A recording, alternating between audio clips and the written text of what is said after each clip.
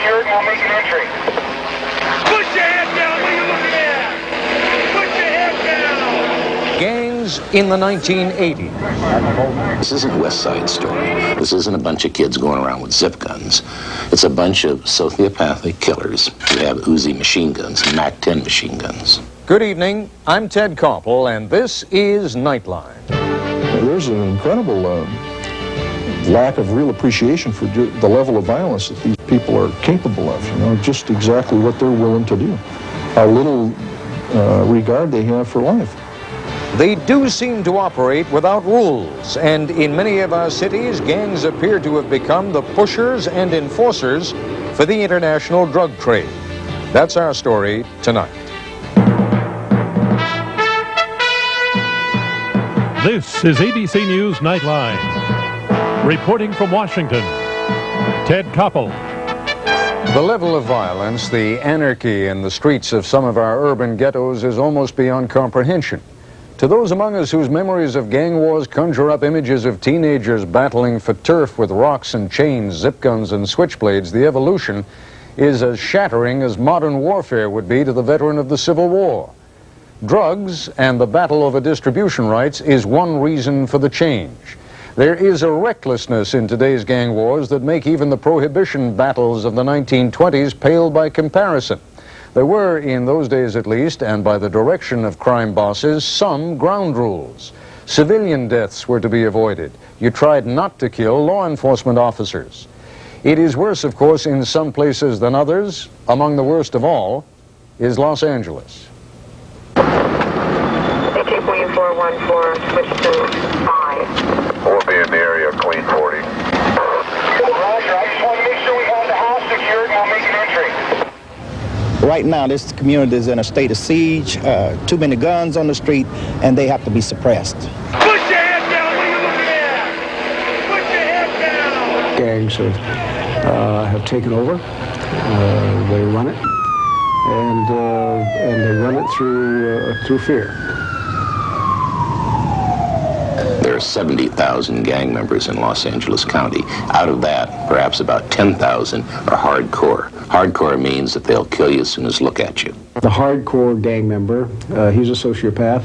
He's an individual that you can't do anything with. He has no conscience, nothing except to make money through the sale of narcotics. They're out there dealing dope, so they're fighting over that. They're fighting over territory. They're fighting over virtually anything. Whose graffiti goes on this wall, whose neighborhood is that. Long-time wars that have been going on over things that people can't even remember anymore. Most of them that are doing these things are kids that do not feel that they are worth anything. If you didn't play basketball or football, there's nothing to do but go home and shoot dice and get high or get drunk. But now with cocaine, you have something, a way to make money. And with cocaine, the ugliest person in the world, with a second-grade education, is the king, as long as he has cocaine. They drop out of school. We don't do anything to bring them back into school. They go on the streets. They see others making a great deal of money, either in drugs or prostitution or a whole variety of criminal activities, and they say, that's the way to go for me. They not only become users, they become sellers, and they become distributors. And they now are involved so heavily, it's just a total marriage. You know, people say crime doesn't pay, but it's worth it in a sense. If you can make, say, $15,000, $16,000 in one day, you just have to be smart about it or use your sense. A kid is not going to go to junior high school every day and flip hamburgers at Mickey D's when he can stand on a corner and make anywhere from $100 to $300 a day selling rock. Where do you live, Foot? 80th and, put your hands down. Where? Go there. I stopped this kid maybe twice a week, every week for 4 weeks. He was in a known narcotic location. I watched him do a deal down the street, and by the time I got there, I could find no narcotics, so needless to say, I couldn't arrest him. But every time during the search, I'd find $600 or $700 on his pocket, every single time. When they kill someone, they display a really remarkable lack of care or concern about that. Just no big thing. You know, they laugh and joke and what the hell. life's, you know, the old saying, life's cheap, and life is cheap. I'll tell you, it's very cheap. It's damn near free, you know, in some parts of the city. I feel like a prisoner on the streets. I mean, I feel like I got to watch my back or beware of somebody trying to take my money or pull a gun on me or something. People are scared to walk the streets. They're scared to sit on their porch. They can't even enjoy being at home by themselves.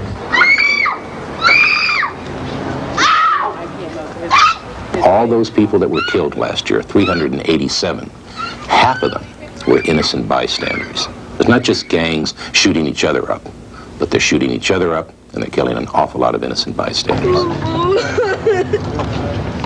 In my opinion, you and I can be standing out talking, just talking, and a car is subject to drive by and blow us away. And out of all the hundreds of people that was there, he was the only one that got shot. And not shot and hurt, but shot and killed. This isn't West Side Story. This isn't a bunch of kids going around with zip guns. It's a bunch of sociopathic killers who have Uzi machine guns and MAC-10 machine guns. They don't have the Saturday night specials anymore. I mean, they've got the Rolls Royce of the weapons now, some fully automatic jobs, so forth and so on. In many cases, in many of these gangs, their involvement in narcotics and the sophisticated way in which they're distributing dope, my view is that we're looking at budding organized crime, no question about it.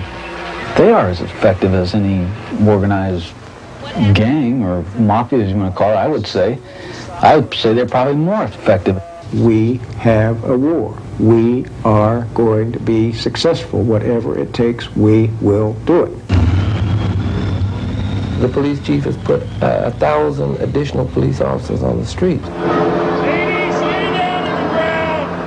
I'm sure it's made a dent, but even with the police chief riding around in the car, they were still shooting and killing each other out there. If we can break the narcotic gang connection, if we can really break up the organized aspects of the gangs, disassemble them, make it a one-on-one situation where they're not very organized, I think we can do a great deal in reducing the violence. There's an incredible lack of real appreciation for the level of violence that these people are capable of.